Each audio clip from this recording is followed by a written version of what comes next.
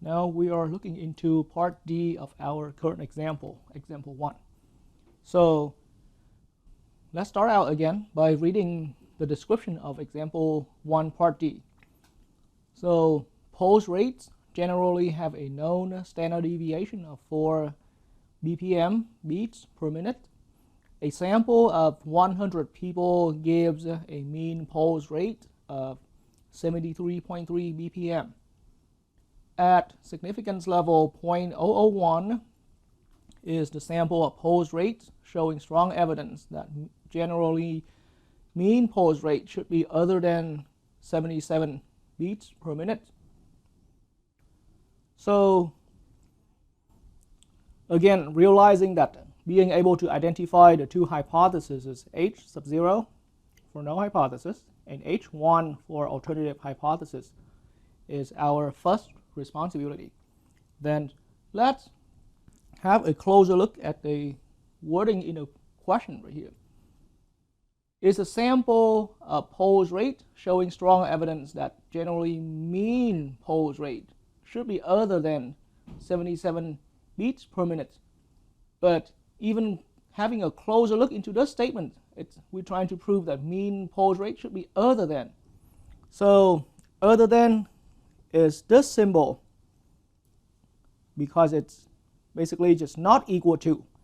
So here, formulating on scratch work here, mu is to represent our general mean pulse rate, our population mean pulse rate, and we're trying to prove that mean pulse rate is other than 77 beats per minute.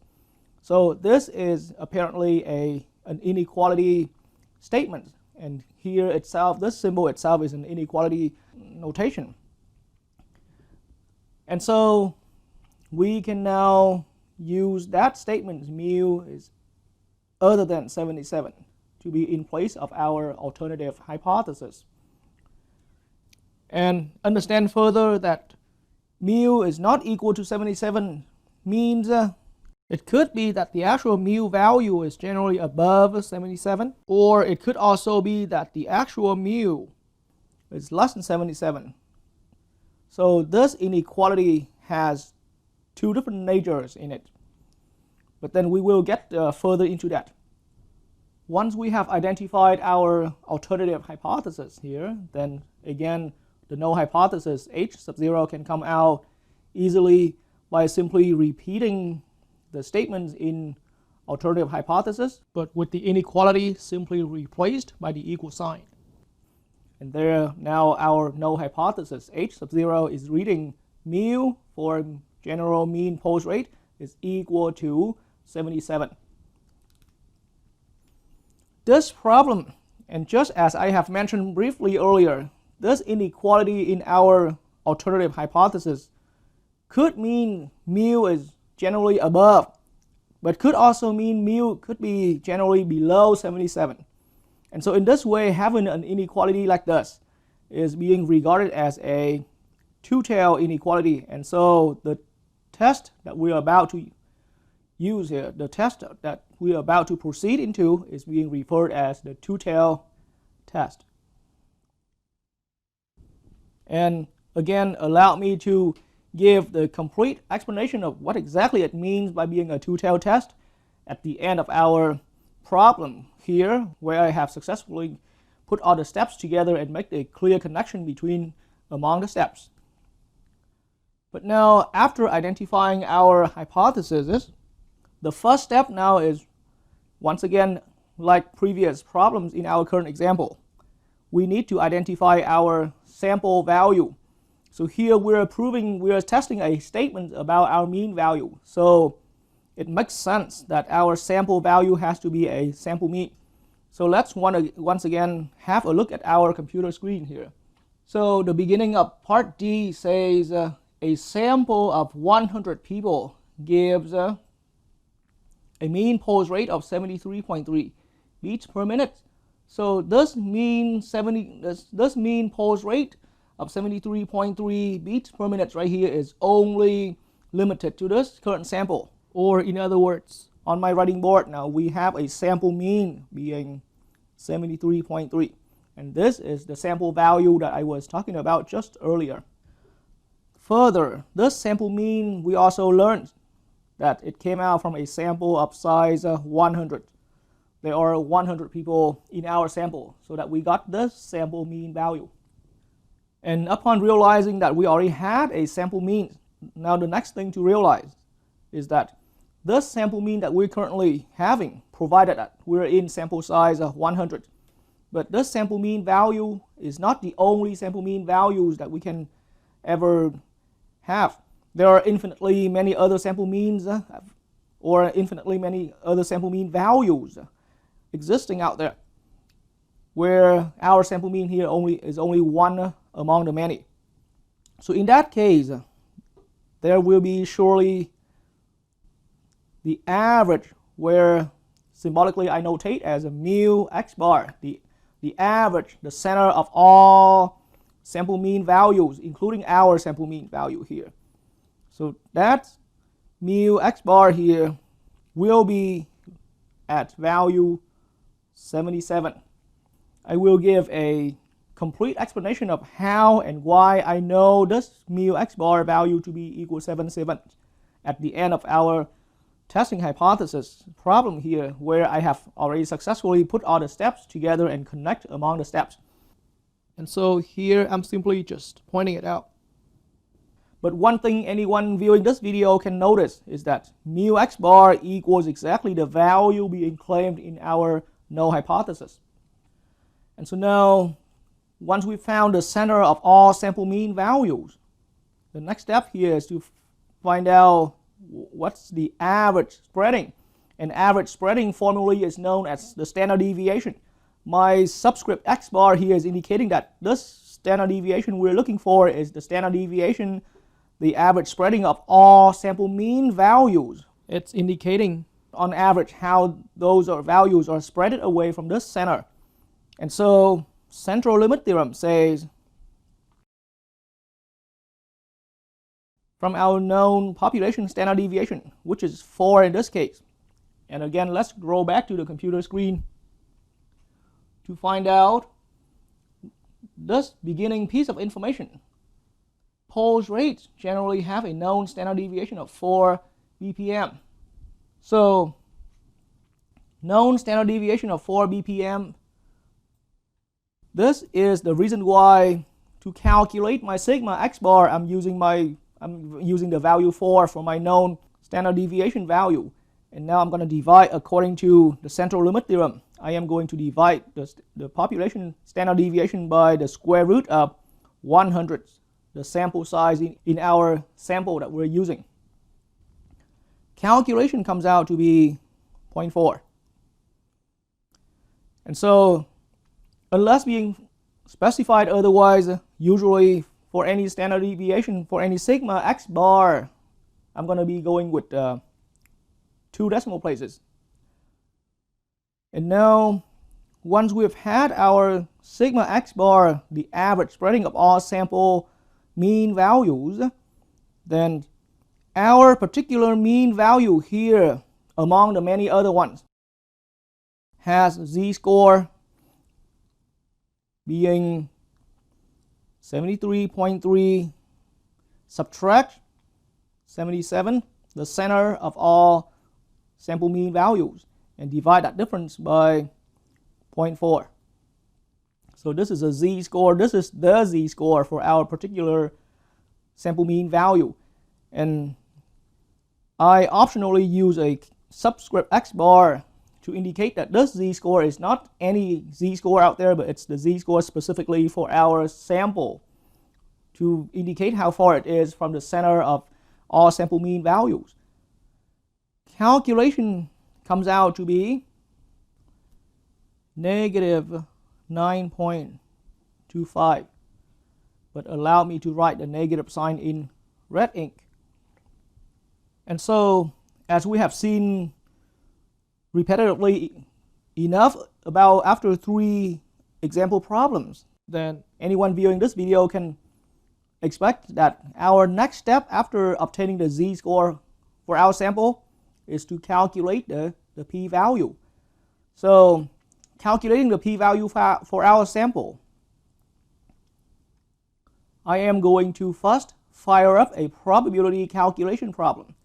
I am going to find a probability where among all sample means of size 100. But this time, the test that we are doing is a two-tailed test. However, since z-score being a negative z-score based on z-score calculation of our particular sample, then this probability problem will be formulated as a left tail. So I have to again emphasize, having our z-score being negative, then we have to set up our probability as a left tail probability where the inequality points to the left. And again, the value we put here is 73.3, the value that came out from our sample mean value. But in the end, what we set up here is only a left tail test, simply like how we ran a left tail test in earlier problem. But now our problem here ultimately is a two-tailed test. So what we need to do here to ensure the correct p-value, we must multiply this final probability here by 2. So I'm going to say 2 times the probability that came out from this symbolic setup right there. And so again, this statement is graphically represented by, let's say we have a bell curve. We can put all sample mean values of size 100 on a bell curve, and 73.3, it's, let's say, somewhere here. Then this probability quotient is represented as the left area shaded, or the area shaded to the left of 73.3. But then once we have had that area, then this doubling right here is telling us that we need to sort of like double into another area to the right hand side. And that's the idea of doing a two-tailed test, even though I have not explained what a two-tailed test exactly is at this point. But now this shaded area to the left of 73.3 on our bell curve here is equivalent to the probability on the standard normal distribution where z is less than or equal to negative 9.25. Negative 9.25. And don't forget, we must double that probability. And now at this point, our calculation remains entirely a probability calculation or area calculation on a standard normal distribution bell curve. And so what we need to do from here is to use our LS&D program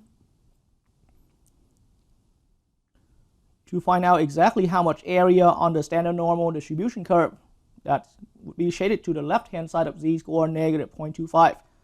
After starting up our LS&D program, when it asks for a z-score, we are going to enter negative 9.25. So now back on my computer screen, with my LS&D program currently running, negative 9.25 is what I'm entering right here, and the area left this time. So having a look at this unusual number, but what it means here is we're having a very small, the left area, the area shaded to the left of z-score negative 9.25 is 0 point, and then 19 zeros before 1122. That's what this e minus 20 means. And don't forget that we need to multiply this outcome by 2. Since our problem is already a left tail area problem, then we just simply go with 0.000 in 4 decimal places and double that amount of area. So altogether we come to a final p-value being 0.0000. And so just like how we have done in the previous problems, then the next thing now is to decide with our p-value calculated to be 0.0000 like this. How can we use this to decide whether or not we're having strong evidence for our sample or not. Because ultimately, our question is looking for whether or not the sample we are using is showing strong evidence. But strong evidence or not depends on our comparison between this p-value and the significance level. And now again, back on my computer screen, we have a significance level given to be 0.001. And so comparing our final p-value with the given significance level 0.001, we notice that our p-value is a lot lower than our significance level 0.001. So in that case, at this point, we are ready to make our final conclusion. Since our p-value is well below the significance level, we're gonna make that decision that our sample is showing strong evidence. We have strong evidence, but in what purpose? In the purpose 2, either we can say to reject h sub 0, or we can also say that our sample is showing strong evidence to support H1, our alternative hypothesis. And again, back on my computer screen, the question ultimately appears as a yes or no question. Is the sample of pose rate showing strong evidence? So the question itself is looking for whether or not we're having strong evidence. So it's a yes or no question. Since we just now found out that we have strong evidence, our sample is showing strong evidence, then we would go ahead and answer yes. That's the final answer to our question here. All right, so now let's look at the explanation for each of the steps that was done earlier in our video. So allow me again to pick up after we have already identified the two hypotheses. So here I only briefly remind that we had a null hypothesis stating that the population mean pose rate is equal to 77 beats per minute. And the alternative hypothesis is suggesting that mu, the population mean pose rate, should be other than 77. Now we have seen in the steps that were done earlier that this problem is being decided as a two-tailed test. But here in the detailed explanation, then allow me to say that the explanation of how we can decide this problem to be a two-tailed test, or how we can call this problem to be a two-tailed test, after a few explanations later. So now, the first thing here is to look at our sample. So we already learned that our sample being used here is 73.3. And it's a sample mean value that came out from a sample of being as large as 100 people. And so now once again, I'm going to re-emphasize that same idea we have used so many times in earlier videos. But once we have picked up one sample, then we must clearly understand that this is not the only sample we can have. This is not the only sample mean we can have. Indeed, this is only one sample mean value among infinitely many other ones out there at this given size n equals 100. And so in that way, we can, again, similar to earlier problems, we can define a random variable capital X bar 100 to represent the mean pose rate in a sample of 100 people. And so here for short, I'll just call up in a sample of 100. So in another way of saying, this capital X bar 100 right here represent any of our sample mean value where each sample is at the size of 100. That's what this capital X bar 100 is for. And so in that way, how we have defined a random variable, then we must further realize that this random variable represents an entire population of sample mean values, provided each of those samples is at size 100. And so now once we realize that we have had infinitely many sample mean values, where our sample mean value here is only one among the many, then this population of sample mean values must have a center. Formally, it's the population mean of all sample means. And now I'm using that again, mu x bar symbol right here, to indicate that this is the mean of all sample mean values, or the center of this distribution of sample mean values. And so recall again that mu x bar, according to the central limit theorem, must equal mu. And further, as soon as we realize what we have here is a population of sample mean values and already found the center on this population of sample means, then there will be a standard deviation of all sample mean values. And this standard deviation of all sample mean values, I notate by a sigma x bar here, will be equal to sigma, the standard deviation from our beginning population, divided by square root of the sample size. And so after the brief reminder about the two highlights from the central limit theorem right here, then we are getting into our actual logic of the problem. And so now back to the null hypothesis, stating a claim that mu, the population mean pulse rate, equals 77. If h sub 0 was true, meaning, what if we accepting h sub 0 to be true? And of course, h sub 0 was the statement stating that mu equals 77. What if we accept that to be the truthful population mean value of pulse rates? If that was true, then consequently, just as I have stated earlier, then the center on this sampling distribution of the means here, or the mean of all sample mean values, central limit theorem stated that it must equal mu. But now mu is currently accepted to be 77. So in that way, consequently, mu x bar must equal 77 as a consequence.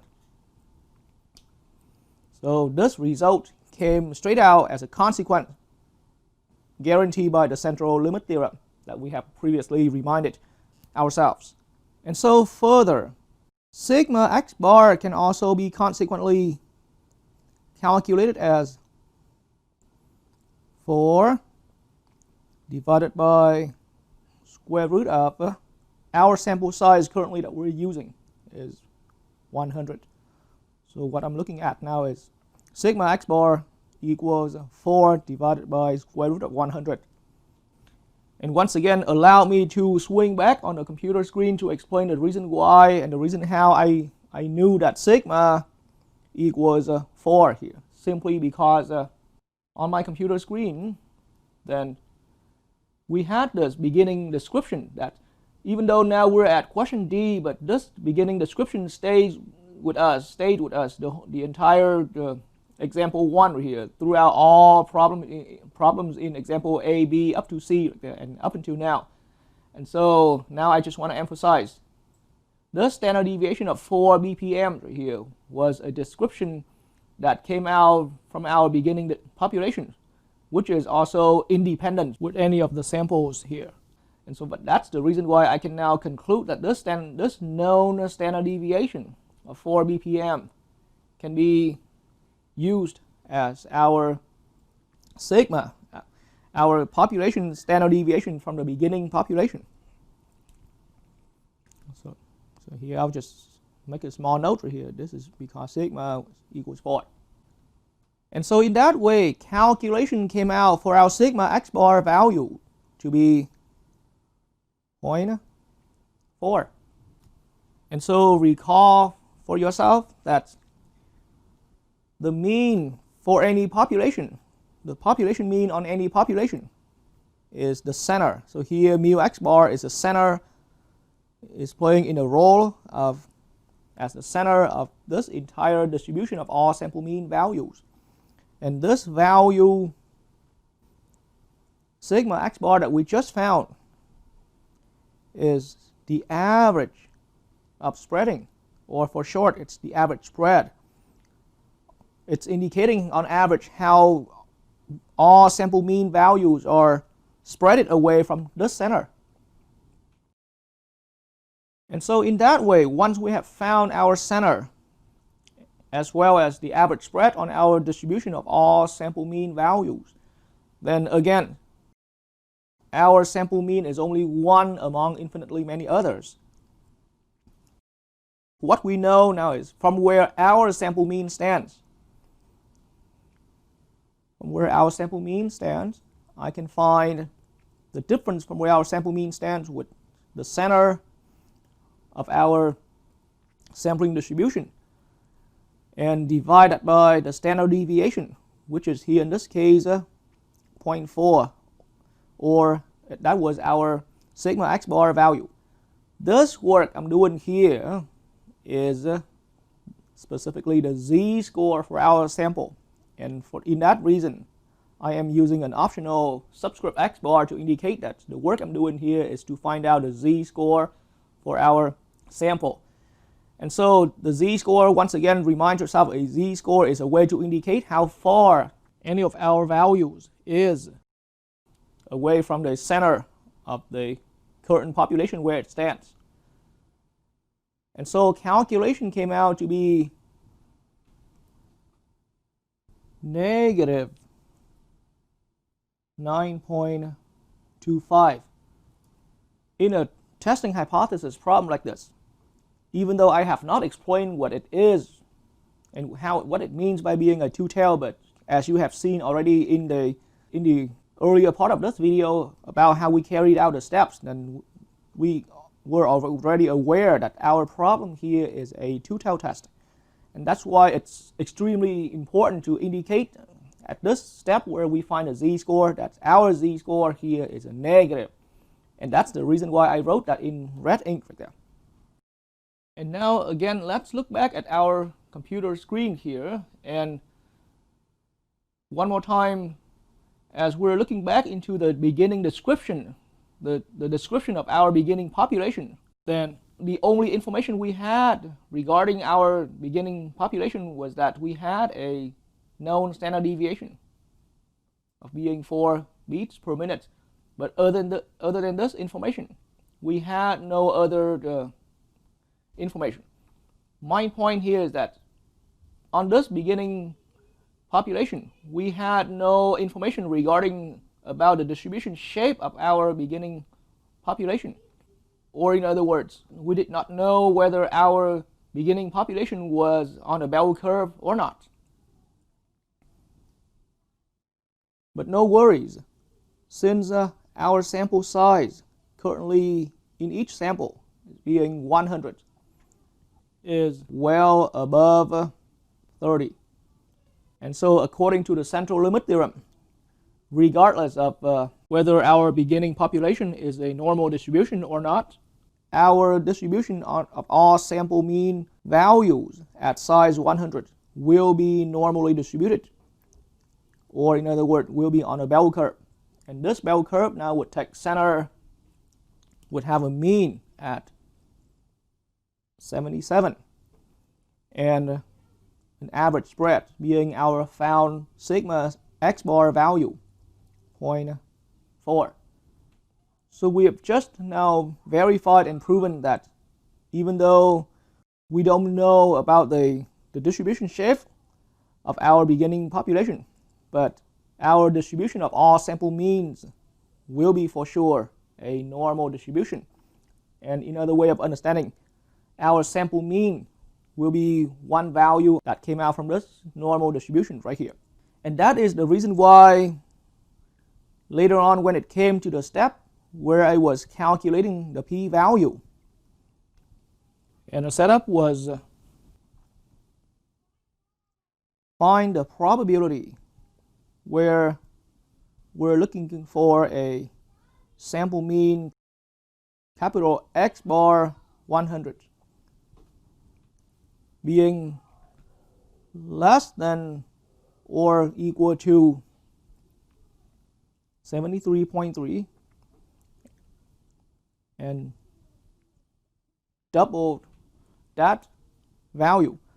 Then when it came to, back to what I was saying earlier, when it came to that step where we were calculating the p-value, then we were able to proceed with this calculation, essentially the probability problem here as a bell curve problem, because we have just now proven that we have our sample mean is being on this sampling distribution bell curve right here, taking center at 77. And so the reason I can decide to use this left tail inequality here in our problem simply because when it came to the earlier steps that we found out that our z-score, so we use this left tail inequality here simply because our z-score, the z-score for our sample was a negative 9.25.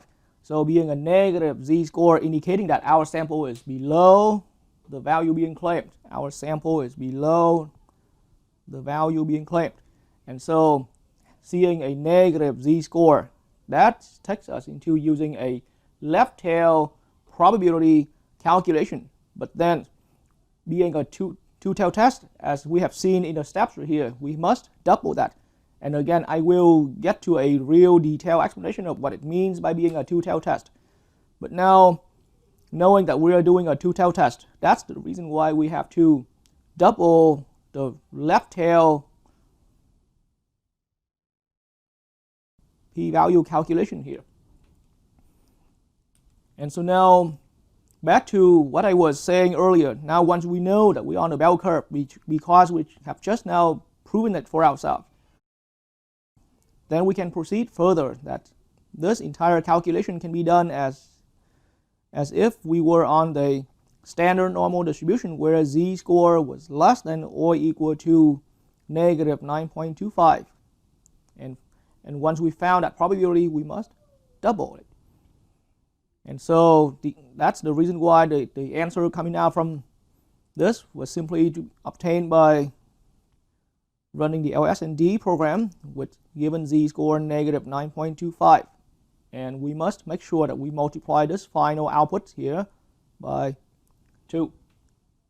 And so our final calculation came down to, after doubling the answer from the LS&D program, we came to 0.0000. And again, I'm writing 0.0000 for here. It's just to indicate that we have actually ran into a very small probability value, and small enough so that even in 4 decimal places it's still a 0. But this doesn't mean we have an absolute 0 value. All right, so this is now the bell curve representing the distribution, our distribution of all sample mean values at size 100. So, and just like any other bell curve, this bell curve has a center which came from the value being claimed in our null hypothesis, which is in this case 77. And also, just like any other bell curve again, this bell curve has a big fat area in the middle where we so-call that it's the common area.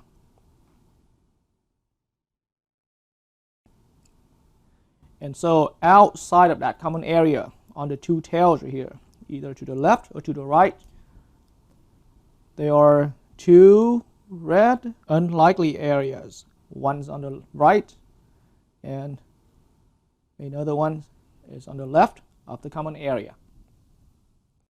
So now let's think about our alternative hypothesis.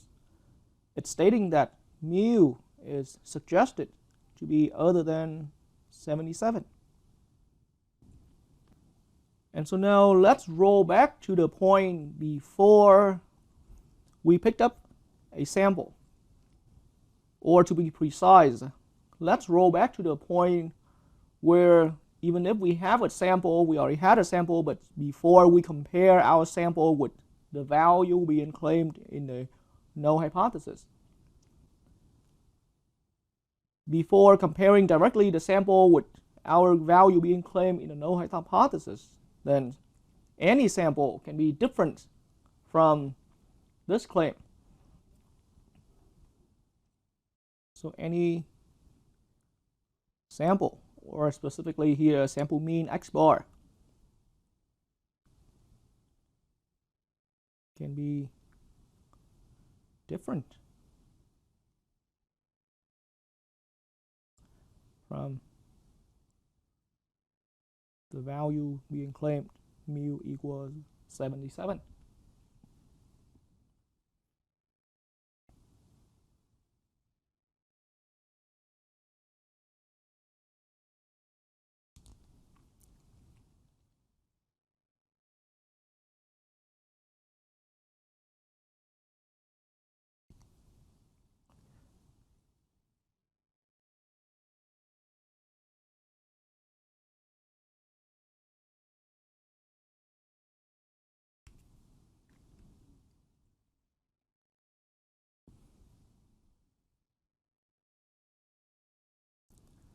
Then think further that if we would know that our sample mean is above 77, then sure we will proceed as we will use a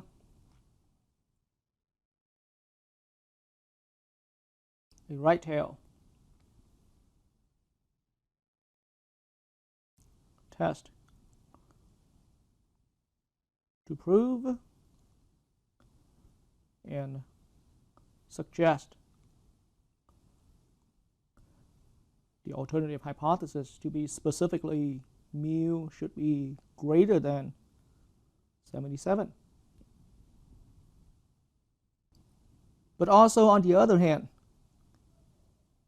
if sample mean x bar, or in general any sample value, once we actually compare that with the value being claimed in the center and found out to be less than the value being claimed in the center, then it leads to we are going to use a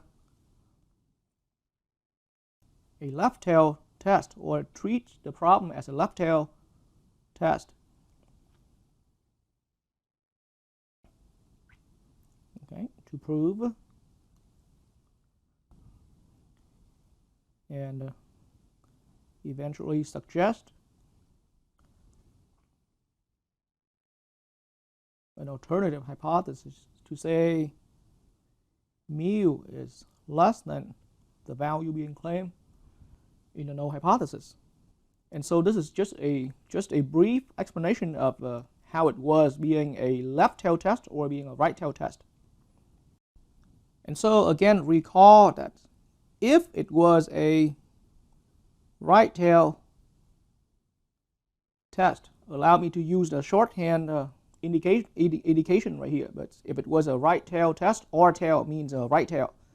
If it would be a right tail test, then we are specifically interested in proving that x bar not only being above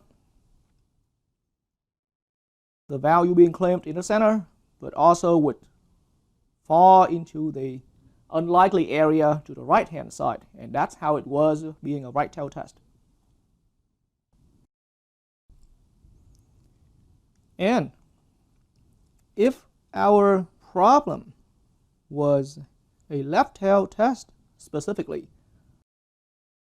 then from anywhere our sample stands on this bell curve right here, we're interested in proving that our sample mean is not only being lower than the value being claimed in the center here, but also being among those unlikely values appearing on the left tail unlikely area in red over here.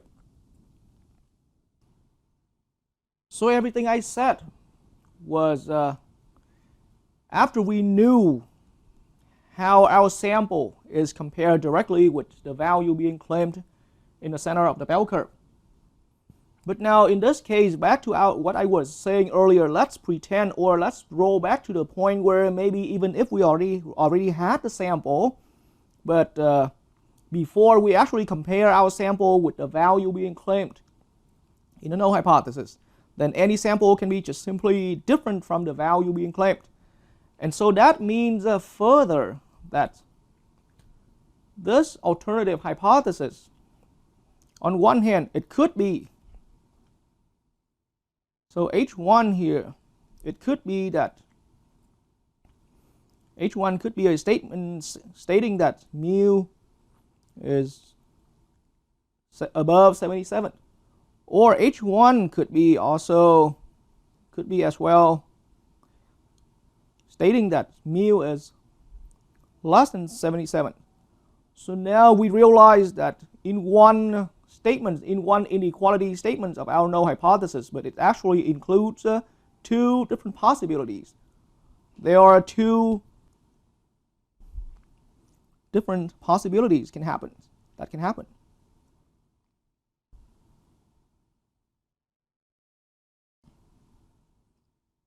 Two different scenarios. That's another way of saying it. That can happen.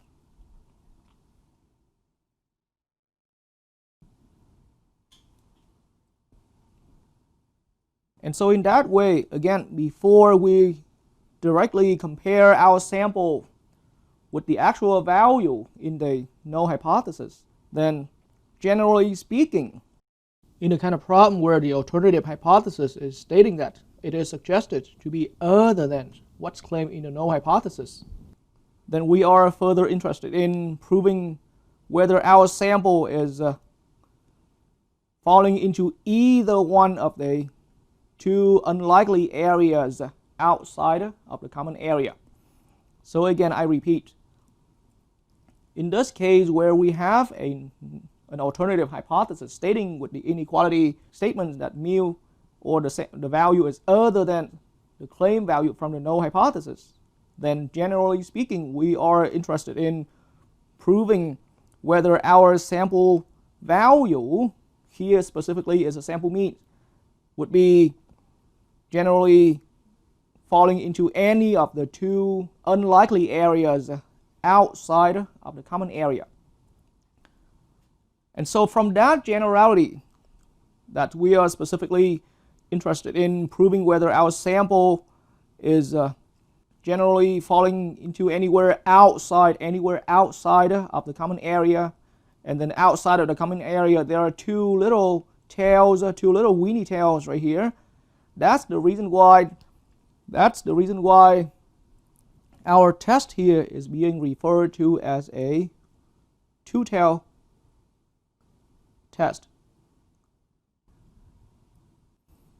And so as a bottom line, a two-tail test is the situation where we are not specifically trying to prove whether our sample is falling into the right-hand side or left tail unlikely area, or specifically proving our sample is falling into the left-hand side unlikely area. But we are generally trying to prove that our sample is simply not inside a common area but falling anywhere outside of the common area. And being outside of the common area, there are two areas. There are two little tailed areas. So now at this point, anyone who has been watching closely on this video lesson can tell that it takes a lot to understand what it is or what it means to be a two-tail test. But actually, when it comes to doing an actual testing of a hypothesis problem, then we can easily decide if the problem we're currently having would be a two-tailed test, simply by just looking at the alternative hypothesis here and recognizing the inequality in our alternative hypothesis is a not equal to or other than symbol like this one we having here. That's enough for anyone testing a hypothesis to decide that our testing of the hypothesis problem there must be a two-tailed test. And so now, being able to identify whether our testing of the hypothesis problem here to be a two-tailed test, right at that step where we have identified our alternative hypothesis, has a tremendous impact for the later explanation that I'm about to give here. So among the videos that I was going over either the left tail or the right tail test, then I brought in the term about a one-tail significance level with some detailed explanation of what it was. Then here, immediately as soon as we recognize that our alternative hypothesis is indicating a two-tailed test, then now I'm going to introduce a term that's called two-tailed significance level. No, it's a significance level, but we're now looking at what it means. We're now about to find out what it means by being a two-tailed significance level.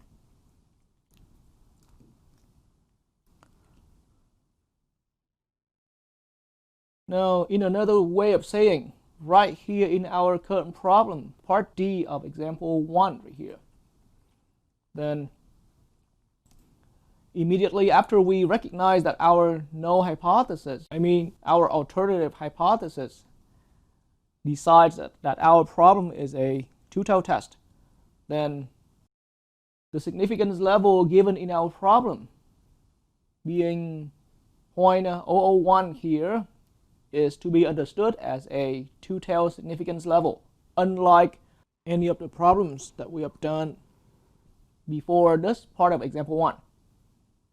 So just like any other significance level, then we use alpha as a symbol for significance level, as a notation for significance level.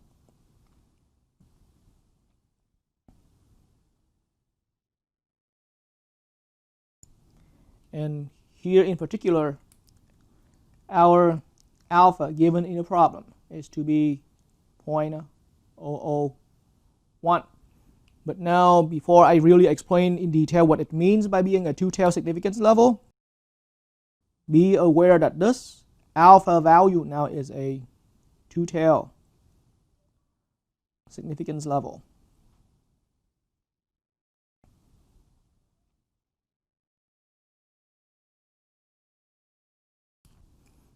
So what is it to be a two-tailed significance level? So our alpha given in the problem here is being numerically 0.001, or we can think of that as a 0.1% in percentage. But now, being a two-tailed significance level, what it means now is that this value 0.001 represents the total area outside of my common area. So I repeat, now being a two-tailed significance level, our alpha value right here being 0.001, alpha is for significance level, but now it means it is the total area outside of the common area. But being outside of the common area, there are two little unlikely areas here. There's one on the left, there's one on the right. So that means each of our tails here, each of the unlikely areas here, either to the left or to the right, is only 0.0005 because it's only half of our given significance level. And now to get to a precise way of describing what a two-tailed significance level is. A two-tailed significance level is the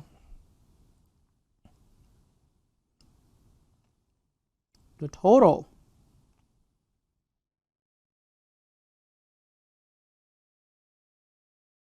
amount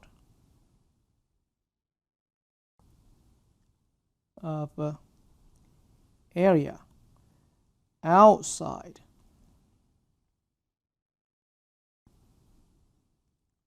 of the common area.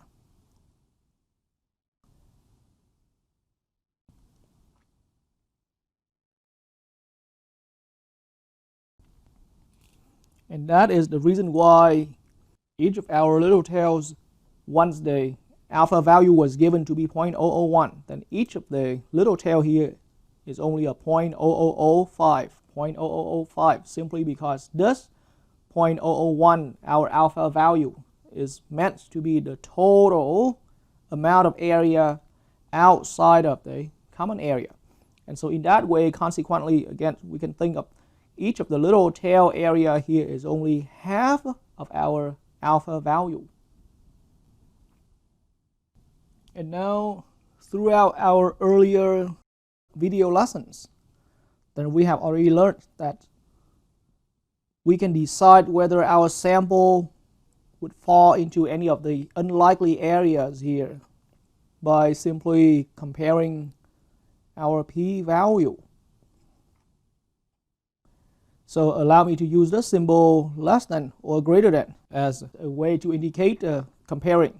So again, what I was saying now is that we have learned through the earlier video lessons that the only way to decide whether our sample would fall into any one of the unlikely areas outside of the common area is by comparing the calculated p-value with the significance level, alpha. But now we have just clarified that since our test here is being a two-tailed test, then this significance level here is a two-tailed significance level. And that means the p-value that's to be compared with the two-tailed significance level here must also be used as a two-tailed p-value.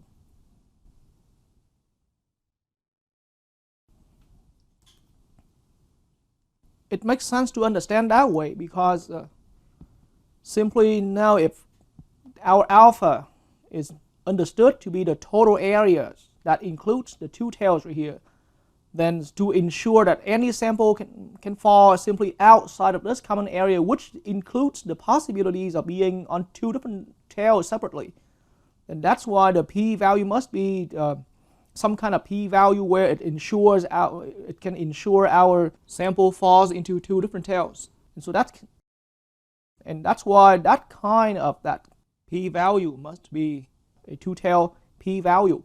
But in the end, ultimately, it'll all be eventually break down to comparing our final p-value, comparing that with a significance level, with the given significance level.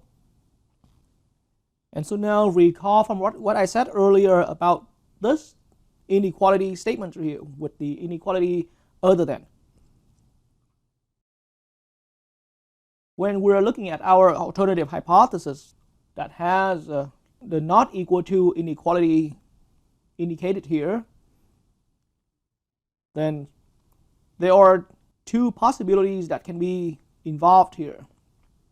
H1, recall that H1 could be stating that mu, or suggesting that mu is greater than 77 if our sample, once we actually compare with the originally claimed value here, is above 77, is above the claimed value. Or H1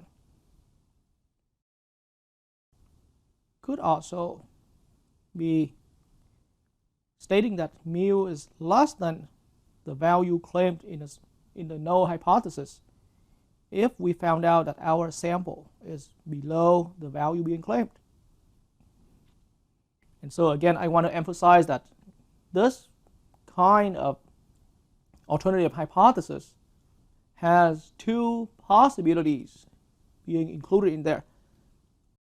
But now, the limitation with our sample mean that we have had is that this sample mean we've had is only one sample. And so being only one sample, which is a lot of time what's very commonly happening out there, because we only have enough manpower to search for one sample, for example. And so once our x bar is, since our x bar is only one, is being only one sample, and the only one sample we've had in hand, then x bar, it leads to that x bar can only be used as a one-tail test. And I recall about the term one-tail test I have mentioned after the previous videos like that. So x bar can only be used as a one-tail test simply because we only have one sample.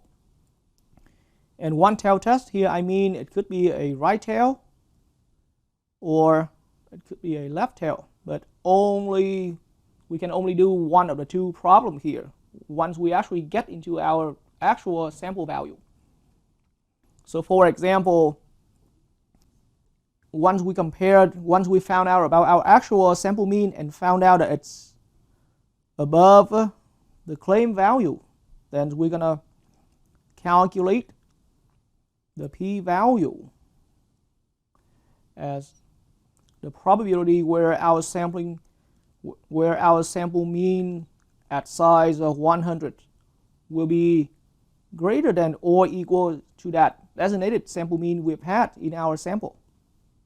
Or on the other case, if after we look at our sample and found out that our sample from where it stands is below the value being claimed in a null hypothesis, then we can go ahead and we can go ahead and calculate our p-value as a left tail p-value by firing up the probability that's looking for a sample mean at size 100 being less than or equal to this given sample mean that we've had. But again, I have to emphasize that calculating the p-value like any one of these two cases here is only regarded as any one of these is a one-tail p-value. It can only prove whether our sample will fall into the right tail or falling into the left tail. But a p-value like this cannot generalize if our sample will generally fall outside of the common area where there are two little tails there. And so because of that, then looking back at any of our problems when we were still calculating a one-tail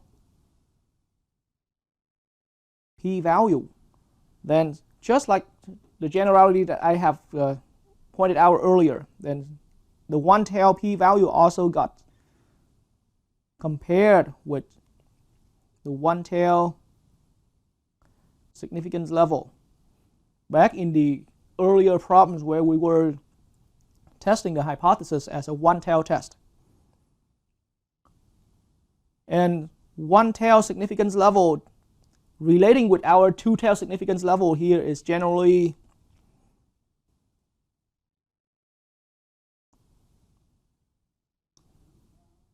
half of our two-tail significance level here. So this red alpha here is now a two-tail significance level. So what I was trying to say earlier is that in the earlier problem that when we were testing a hypothesis as a one-tail test, then the p-value, any of the one-tailed p-values, has always been compared to half of a two-tailed significance level. And from that comparison, it is easy to understand that if we can just simply multiply both sides of this comparison by a 2 over here. So from where our one-tailed p-value is, we can just double our one-tailed p-value. Then that double of the one-tailed p-value can just simply be compared directly with our two-tailed significance level. And so again, I have to open parentheses here that this alpha in red here is a two-tailed significance level. And so if we're looking at the left-hand side of our comparison here, then doubling of the one-tailed p-value is the way to get to our two-tailed p-value. And so two-tailed p-value is to be compared with the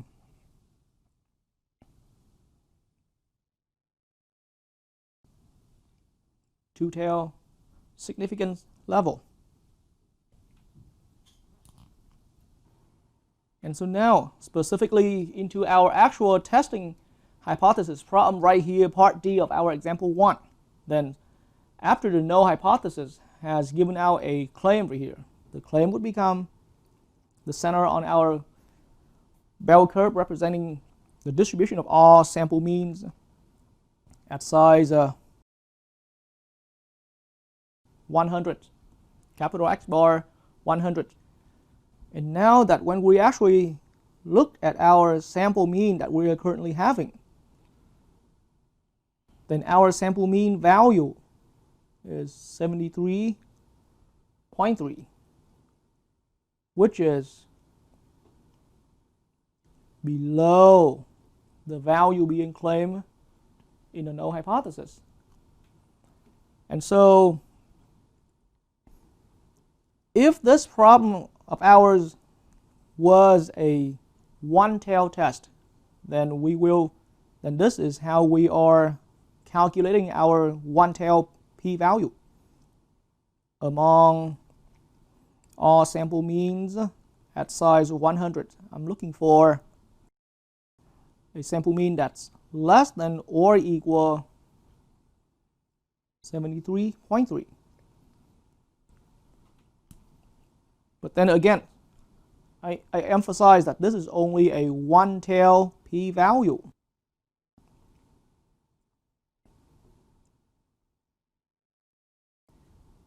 One-tailed p-value. And so to be able to arrive at our actual two-tailed p-value, which is what we need in this case,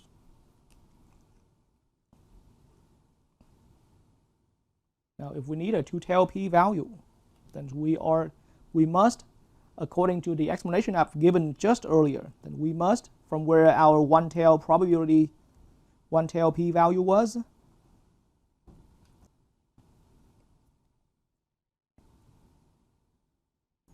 we must double that.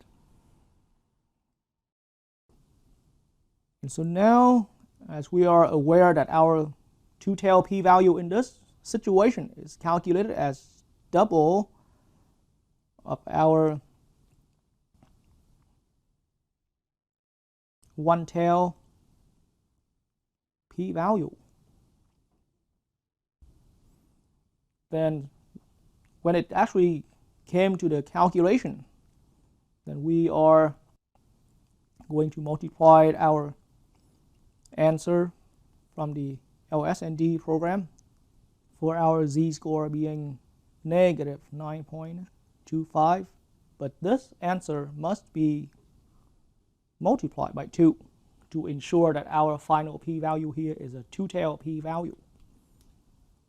And so the calculation came out for us right out from the LS&D program was a 0.0000. And of course, doubling that is still going to give us a final two-tailed p-value of being 0.0000. And so then when it came to comparing our p-value, which is now a two-tailed p-value, with our significance level, which is now also understood as a two-tailed significance level, then just like any of the earlier problem, this p-value is to be compared directly with the significance level, and the comparison clearly shows that our p-value is well below, but our two-tailed p-value is well below our two-tailed significance level. And now again, in a different picture of our sampling distribution of all sample means at size 100, then with a center at 77, then our sample mean being 73.3 is known to be somewhere to the left hand side of 77, apparently. And so this is where our sample mean is tentatively. And so that means this calculation, the probability that among all sample mean values at size 100 being less than 73.3 can be represented as a shaded area to the left hand side of our current sample mean. That's the way it is. And once again, we call this our p-value. But now unfortunately, this setup right here was only even though a p-value, but was only a one-tailed p-value. And so then we arrived at our final p-value, which was considered as a two-tailed p-value, by doubling this probability problem. So doubling of this probability problem here means from where this one-tailed p-value is, we are going to make another shading of the exact symmetric area, but on the opposite side of our bell curve. So now our two-tailed p-value means the sum or the total of these two shaded areas, symmetric shaded areas on the two little tails of our bell curve, representing the sampling distribution of all samples at size 100. And so the calculation that we came up to was a 0.0000 after doubling the probability. That means it's a very small amount, even though in 4 decimals it's a zero out, but in the end it's still an amount, some amount, very small amount even though. And that also means our value here, this p-value as a two-tailed p-value, is the total of these two little black shaded areas on our bell curve. And so in that way, our comparison that we've seen earlier was reading our final two-tailed p-value is less than the given significance level 0.001. So that, and based on the definition of, based on what the precise description of a two-tailed significance level, then this significance level here in red ink can be graphically represented as the two areas in red outside of the common area. And so, of course, common area is between the two boundaries here. So our common area is being inside right here. common area.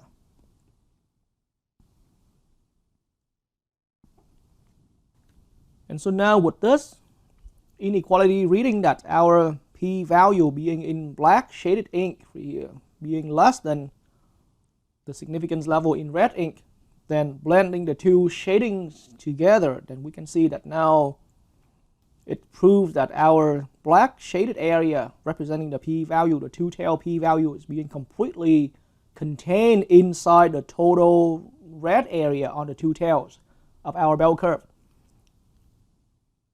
And that is the reason why it leads to saying that our sample here is being below this claim, but even if it was another sample or any sample in general, then we have proven now that our sample mean that we have is among the unlikely values on the two tails. And that then leads to a stronger statement indicating that our x bar, our sample mean itself, is an unlikely value.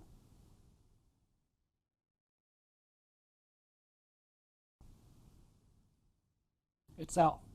And that ultimately makes the sample itself a strong evidence, or we can say x bar is a strong evidence itself, or showing strong evidence.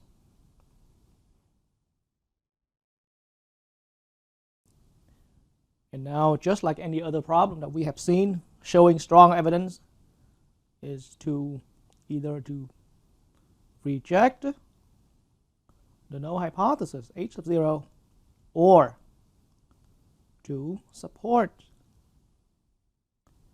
the alternative hypothesis h sub 1.